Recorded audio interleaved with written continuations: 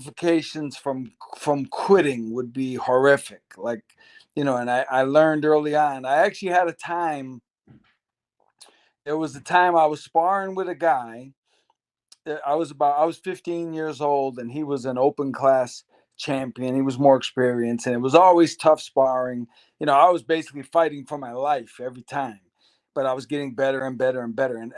But he would always put the pressure on. And I remember one time I backed into the corner, and I was so tired, and I said to myself, I'm gonna back into the corner, and when I get there, I'm gonna quit. Like, I'm just gonna put my hand. I'm just gonna tell him I'm just too tired. And when I got there, I started to drop my hands, and I was just about to say, I quit. And he advanced really quickly. Once he saw me start to drop my hands, he came in quickly. And I instantly fired like 10 punches, just bang, bang, bang, bang, bang, bang. And I moved away, and all of a sudden I felt so good. And I had a great sparring, and we did, I did well the rest of it.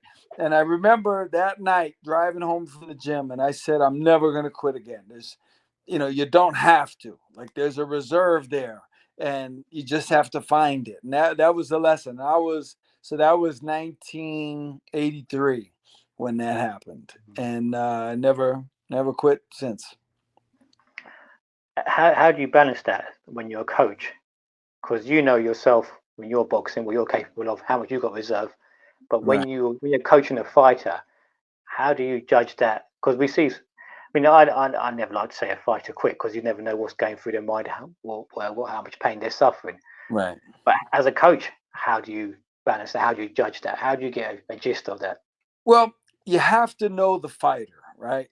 And I give you an example. I had a guy, and he was in a fight, and he was in with a high level opponent, and I thought he was doing pretty well, but he got hurt a little bit, and it was obvious he wanted to quit. And knowing him and the situation, I stopped the fight, right?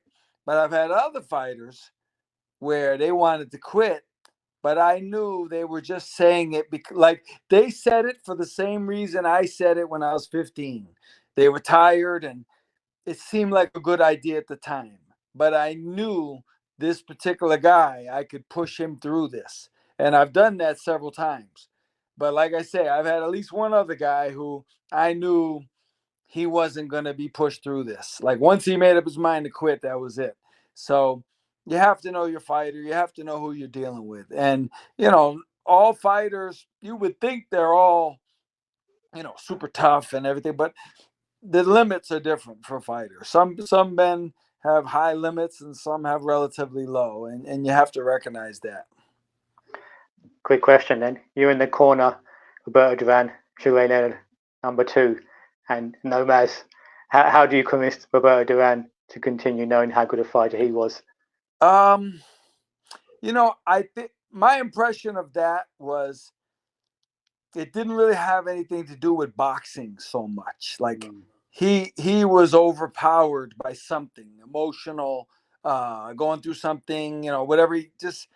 I think he felt like he was being embarrassed, and he just, as a macho Latino, he wasn't going to be embarrassed. Like, to him, stopping Ray from embarrassing him was going. He was trying to do it by fighting, but Ray was too fast. So he said, "Okay, well, I'm not going to give it a chance. I'm just going to quit." And in his mind at that moment, I think it was what he thought was the right thing. And I don't think you could have talked him out of it, in that situation. So he was gonna stop, and I think he regretted it probably immediately after. You know what I mean? Like in a big way. And I'm sure to this day it eats at him to a degree. But I think in those moments, nothing the trainer could say was going to get through to him.